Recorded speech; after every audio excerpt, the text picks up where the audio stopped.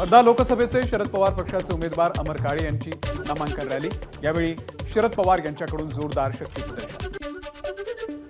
गेल्या 40 वर्षांपासून आम्ही शिवसेनेच्या पाठीशी, एकनाथ शिंदेच खरे गद्दार। परभणीमध्ये ठाकरे गटाचे खासदार संजय जाधव यांचा अर्ज भरण्यासाठी आलेल्या वृद्धांचा आरोप।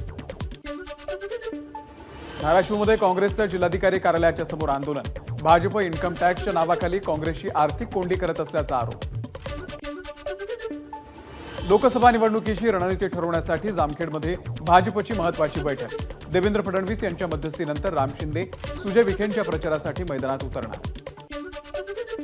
प्रकाश आंबेडकरांकडून सर्वोच्च न्यायालयाच्या निर्णयाचं कौतुक। मतमोजणीच्या तारखेपूर्वी व्हीव्हीपॅटमध्ये निर्देश दिले जातील, आंबेडकरांचा विश्वास।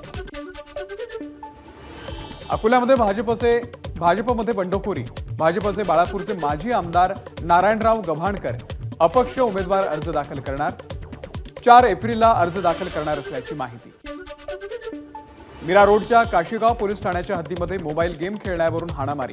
या प्रकरणामध्ये 6 जणांच्या विरोधात गुन्हा दाखल।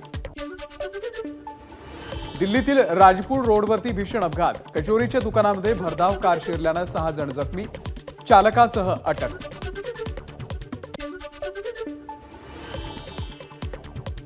अभिनेत्री प्रियंका चोप्राकडून आगामी सिनेमाची घोषणा। टायगर हा सिनेमा 22 एप्रिलला डिस्ने नेचरवरती रिलीज होणार, तर या सिनेमामध्ये प्रियंकाचा व्हॉइस ओव्हर असणार।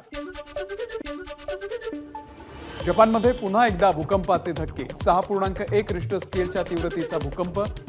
जपानच्या हवामान संस्थेची माहिती। एबीपी माझा, उघडा डोळे बघा नीट।